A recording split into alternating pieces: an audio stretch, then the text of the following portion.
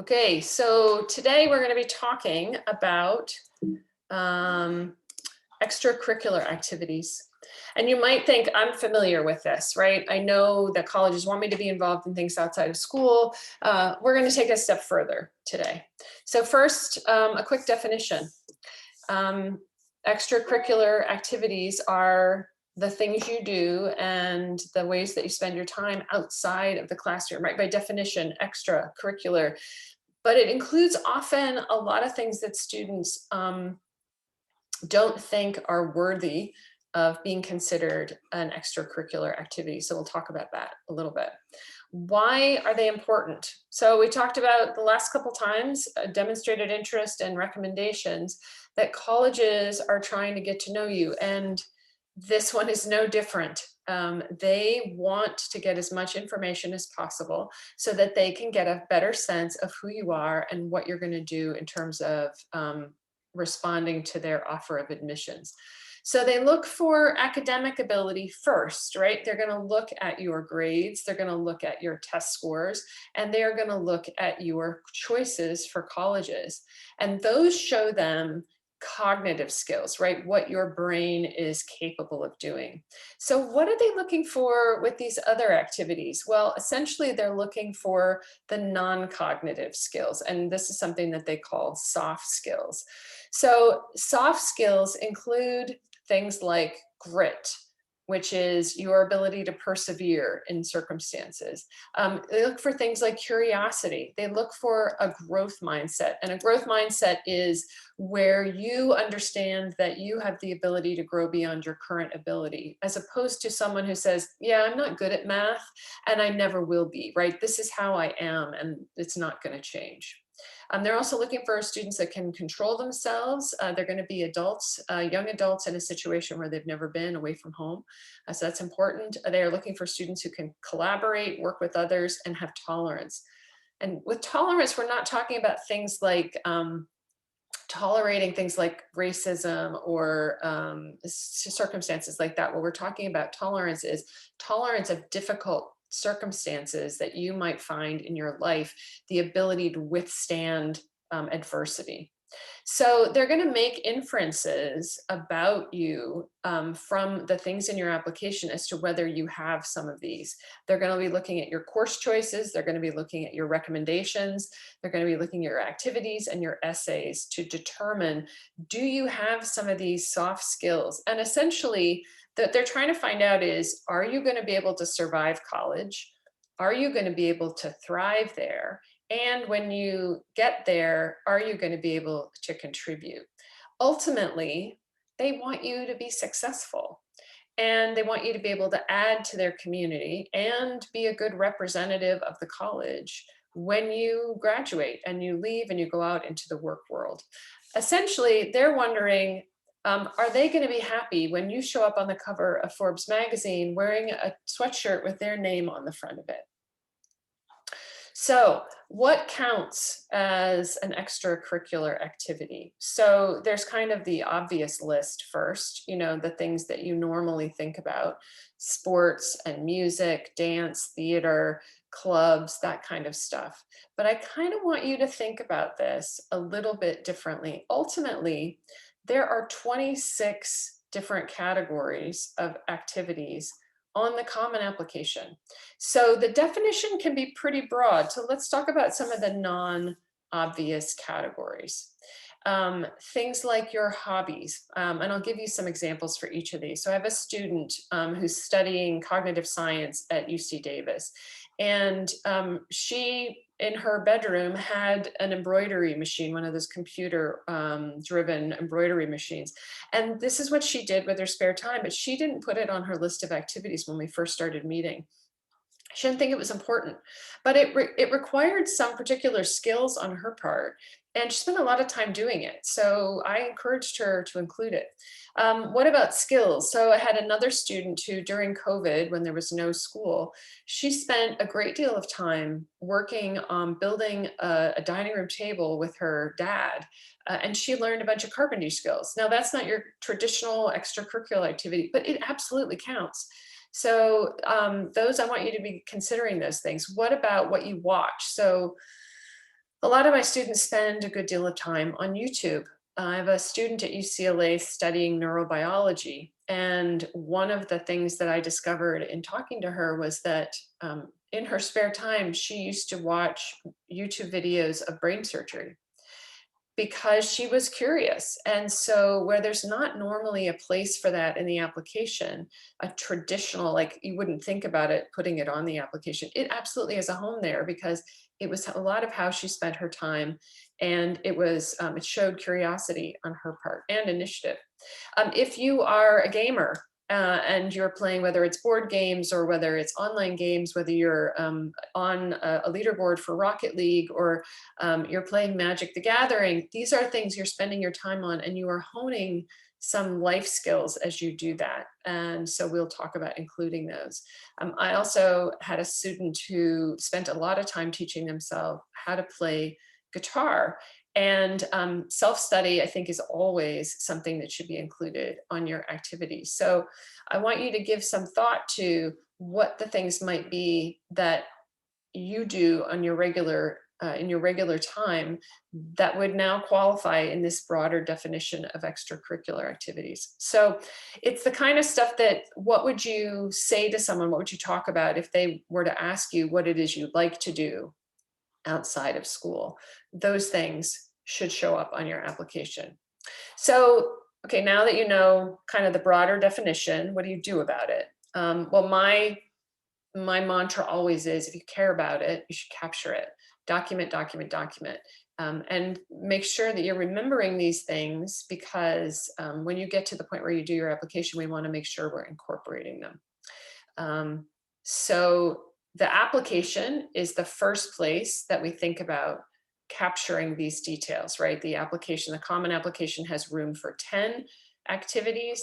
The the University of California application, has room for 20 activities. But there are some other ways, some more creative ways that we can share your activities with colleges. So let's talk about that. First of all, this is from simplest to complex. You can put together a resume. And a resume can show up either from Naviance or you can show it through a template. But most of the applications for college will allow us to have an uploaded document. And so this is a place where you can expand on what it is that you've done in a way that sort of allows you a little bit more flexibility than just listing 10 of your activities. Another example is a blog or a website. I've had students who are photographers or writers, or even just using a blog to collect information about activities that they've done, projects that they've worked on.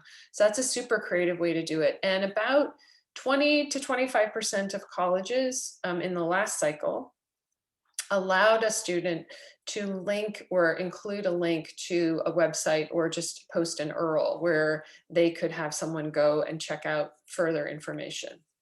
Another good option is a LinkedIn page. LinkedIn, if you're not familiar with it, is a social media platform mostly focused on businesses. But I've had students who build themselves. In fact, this is the LinkedIn profile of a student who's at the University of New Hampshire right now. And you can do this as a high school student, include your activities. They also have a blogging function within LinkedIn, and it's free and it's really easy to do. And then finally, this is something I've mentioned to you a couple of times that I'm ready to now introduce to you, and that is a digital electronic portfolio.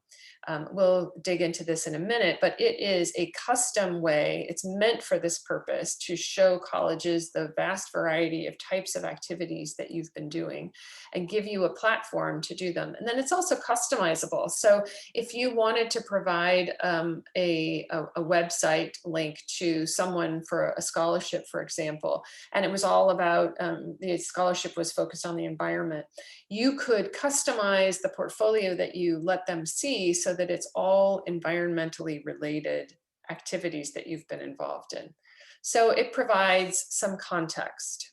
So let's talk about why context is important. If you simply just give a college the list of activities that you're interested in and that you've been involved in, they don't really understand what those activities mean to you, or why you chose them.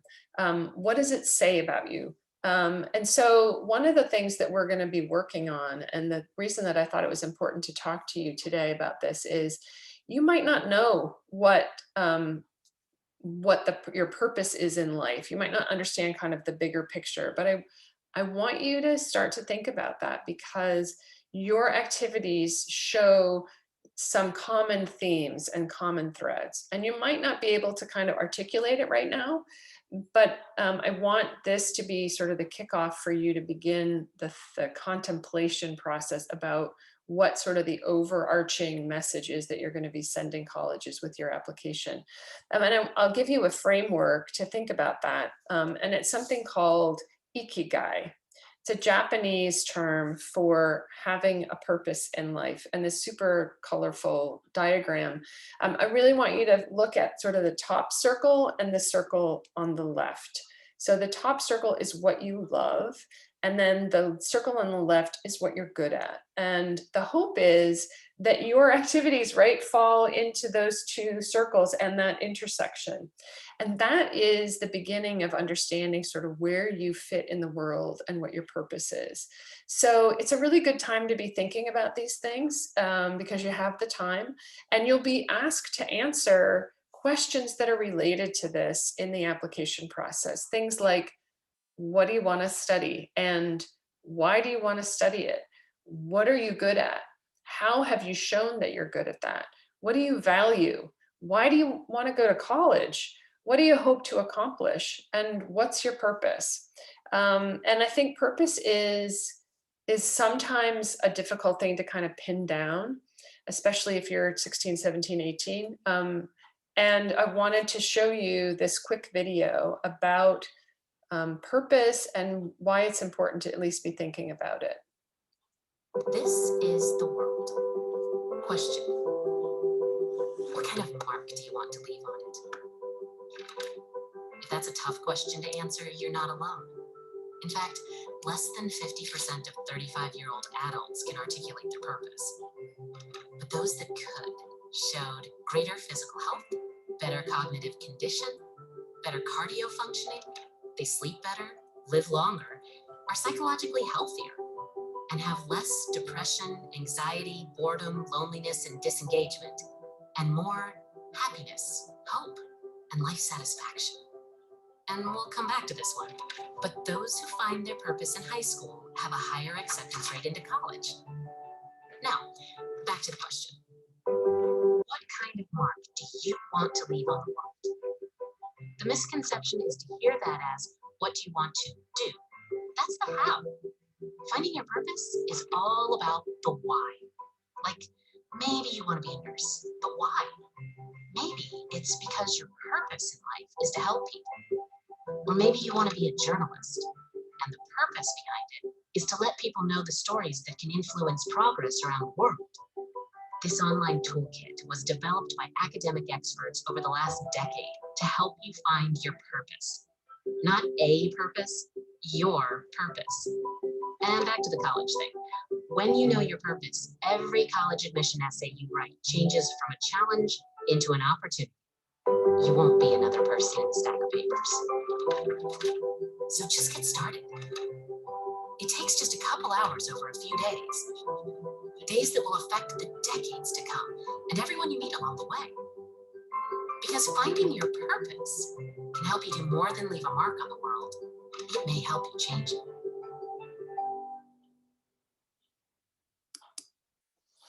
So that's something from the Purpose Challenge, which we're going to come back to in a minute. But purpose can help you really understand the context of all the activities that you've chosen and that you're involved in. So as always with Second Saturdays, there's homework, right? So what I want you to do, there's two parts to this. Part one is pick one of these ways to provide context and depth in explaining your activities and do it. So the first one is a resume. I will provide templates for you so that you can choose from them. There's also a couple of tools online for building your own resume if you want to do it that way. Your school might use Naviance or Score, and Naviance definitely has a template for resume building.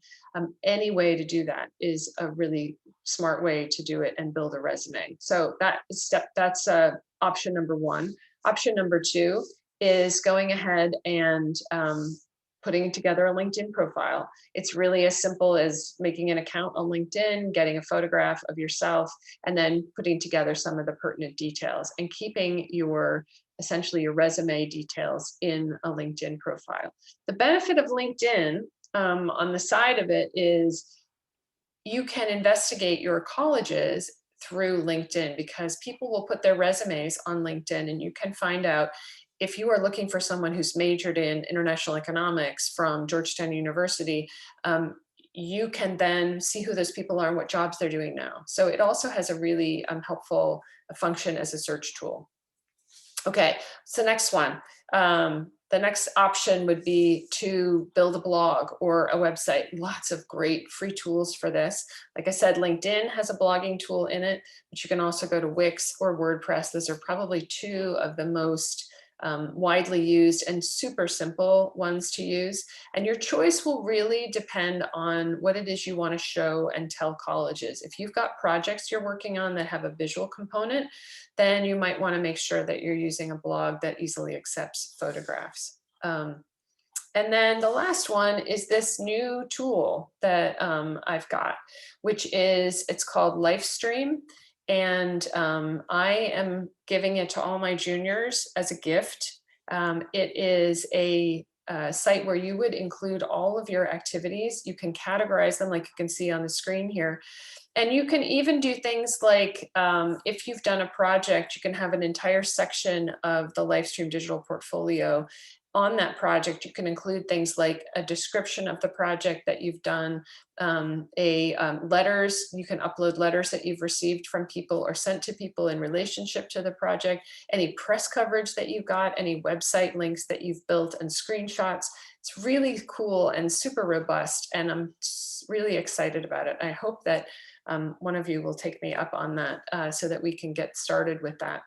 And then there's sort of step two, which is optional, but I highly recommend it, and that is going through the Purpose Challenge. So this is developed by the folks at Berkeley at the Greater Good organization. And I have walked through the exercises. I think they're really, really powerful and fairly simple. It's 4 days, it's free. So instead of, like it says it's 4 days, but it really is 4 sections of work.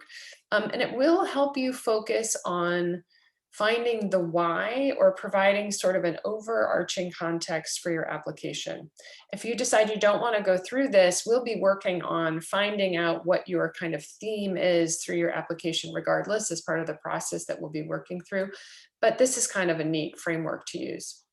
Okay, so we've talked about the activities you've already done, and you're juniors, right?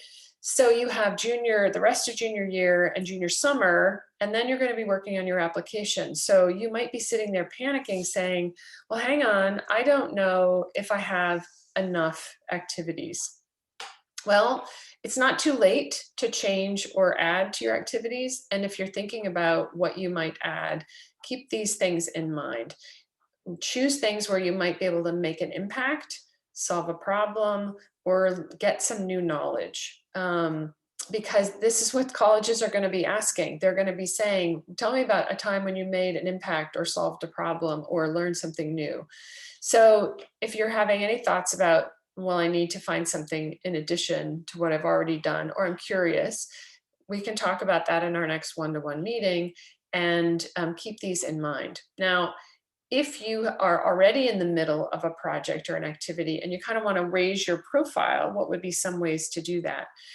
You might do, like, if you've, I have a student who's been working on celebrating local veterans. And so one of the things we're working on now is getting a press release out about this work.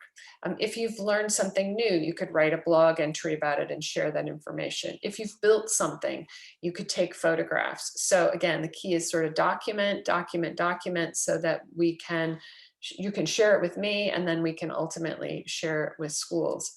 So I want to leave you with, there's a quick video I'm going to end with, but the key for this, I want you to think about is, I want you to be curious as we go through this process, not just to present an application that you think colleges are going to like, but use this as an opportunity to learn about yourself so that when you present yourself to schools, it's in a really authentic way and you understand why it is that you're headed in the direction that you're going. So here's what I will leave you with. People ask me all the time, Michael, what was your big break?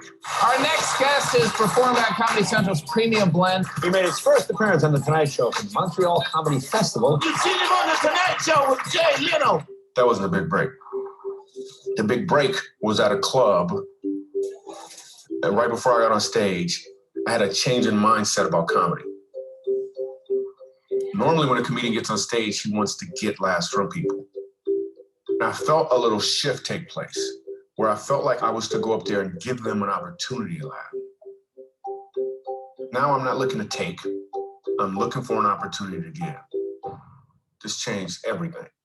My name is Michael Jr. I'm gonna do some jokes. The ultrasounds come in color now, which is ridiculous. I know it's a black baby.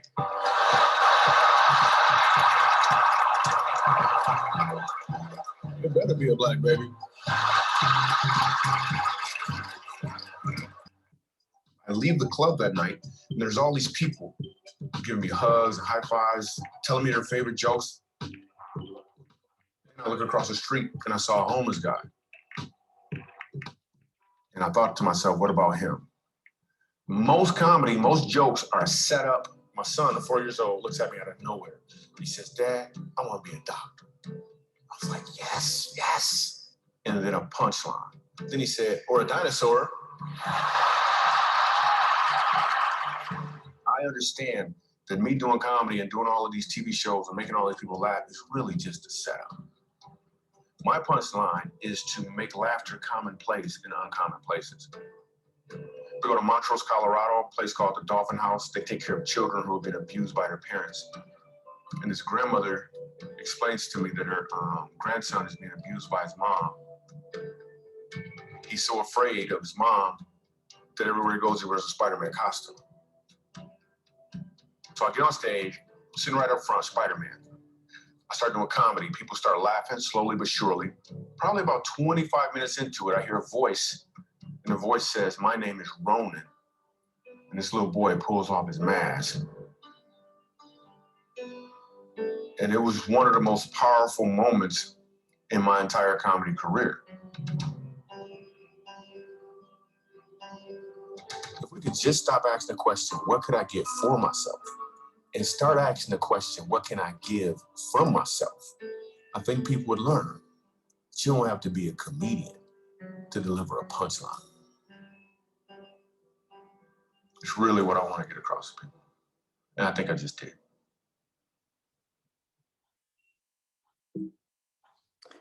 That gets me every time, and I've seen it a number of times. So the question is, your activities are your setup, and what you want to find out is, what's your punchline? All right, thank you guys. Do you have any questions?